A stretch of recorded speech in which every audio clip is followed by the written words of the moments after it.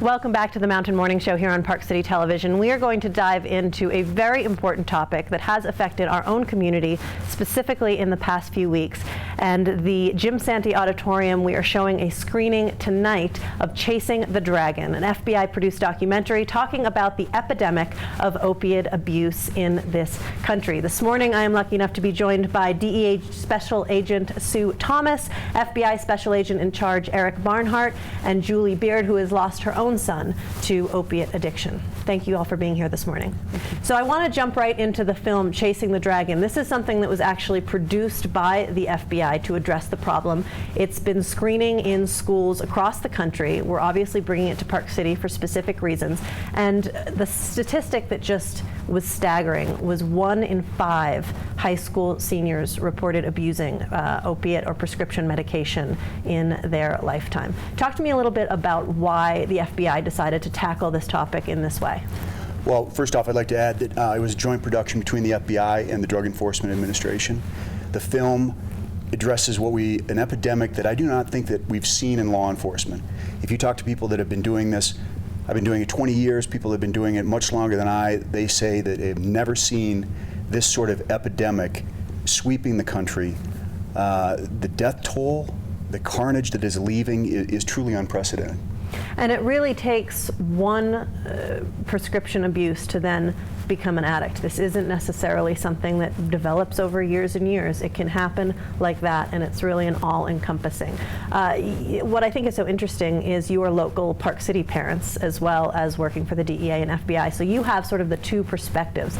Talk to me a little bit about the face of this epidemic. Well, I think that's one of the things that we're trying to get out there. Some of the latest data is showing that some of the newest heroin users and opioid people becoming addicted to opioids are becoming more white, more affluent, more people with private insurance. The whole nature and face of this is changing. And so I think that one of the messages we're trying to get across is this is not a drive-by or drive-around issue, that it is impacting communities like Park City and across the country. We have a prescription problem, and we prescribe opioids at twice the level of Canada. Our prescription rate for hydrocodone in the US represents 100% of the world's total, and 81% of the oxycodone prescriptions are prescribed here in the US. So there's a huge supply issue, and as anybody who's at all familiar with the opioid problem, it many times starts with the opioids, and then when the opioid pills run out, turn to heroin. And the heroin that we are seeing now, the purity levels are astronomical increases in purity. It's just absolutely staggering. And Julie, talk to me a little bit about, from the parental perspective, it's been 3 years since you lost your son. It is. And I think so many parents out there watching will saying, well, that would never be my child. Right? That's what I thought. You know, my husband and I, neither of us ever, we both grew up never trying anything, and raised our 5 kids to do the same, and to have great friends and to have great influences. And you know, I've got 2 boys that are on missions for the LDS Church right now. My oldest son, great, wonderful guy. It was simply that he really thought he was invincible when he did start trying something. And it really started for him with marijuana, innocently thinking that he and friends at school, you know, were going to try it. And for him, it really was that he just was unable to focus in school and was getting frustrated about that. Didn't want to deal with it in a normal aspect, that taking him to the doctor, he thought it would label him somehow. Okay. And so this was sort of an escapism from the struggles he had in his life. Absolutely. And which were manageable. You know, absolutely. This was a child that came from a wonderful home that had a supportive family, supportive parents, and he just made this choice and like that. Absolutely. And he realized that at the time that he went from marijuana, then my husband had a surgery, and he thought, okay, I'll take a couple of his, pain pills. And so he would go in our medicine cabinet, and us not having any clue that you know, that was occurring. And so you know, he took him to school because unbeknownst to us, not realizing that when they take that to school, it can sell for, you know, $30, $40, $50 for a pill. And you know, when that got to be not enough and he was trying to manage it on his own, then of course it escalated after a couple of years and ended up to heroin because it was cheaper than the opiate. So, well, and I think, Jill, like you said, it's always never my child, right? And Yes. and that's one of the most common misconceptions with this epidemic. Now, I know it's been progressing more and more as the years go by. So people are trying a new tactic, which is what this chasing the dragon really is. I've seen different police departments that are now posting photos on social media. There was that horrific photo with the little boy in his car seat while his grandparents had OD'd in the front seat. There was that video of the little girl trying to wake his mother up in the grocery store who had OD'd on the aisle. And there was a little bit of pushback from some people saying, we don't want to see this, but the enforcement said, no, we see this every day, and it's about time everybody really take a look at what the face is. Now, this is actually showing children what it looks like. What do you have to say to the people that may say, this is too much, or I don't want to expose my children to this so early?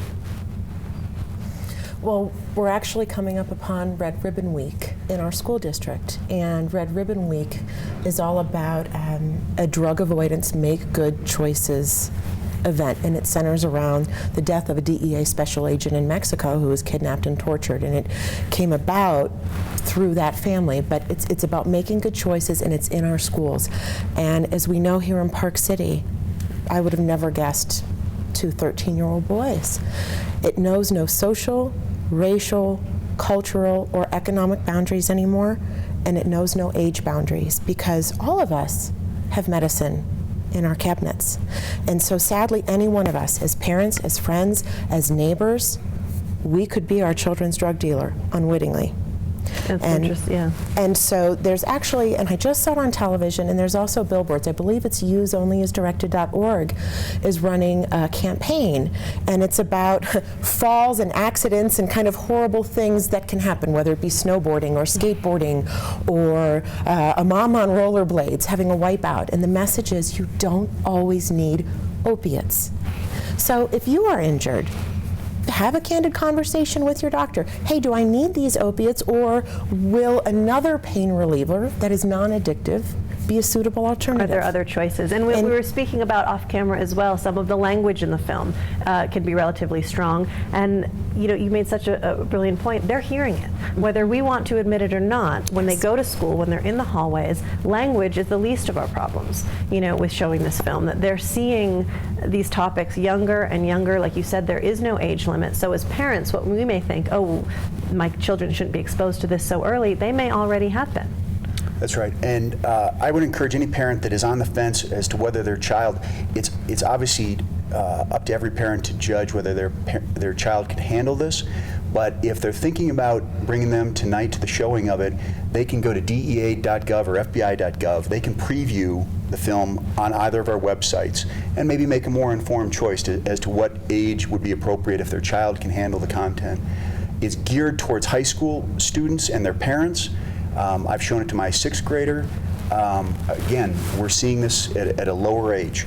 So we encourage parents that if you think that your child can handle the content, screen it beforehand and bring your child tonight. Fantastic. And you also are going to have a panel discussion.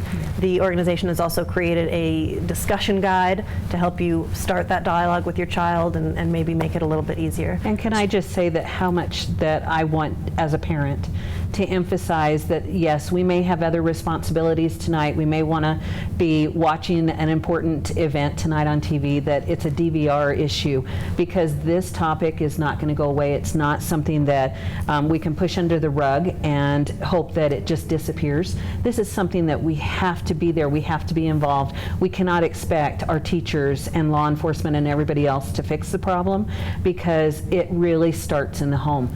And the more that we can educate ourselves as a parent, the more we can be involved in events like tonight, that the more that we can be aware of our kids and what they're struggling with at school and what they're struggling with out there in the community, so that we can help them.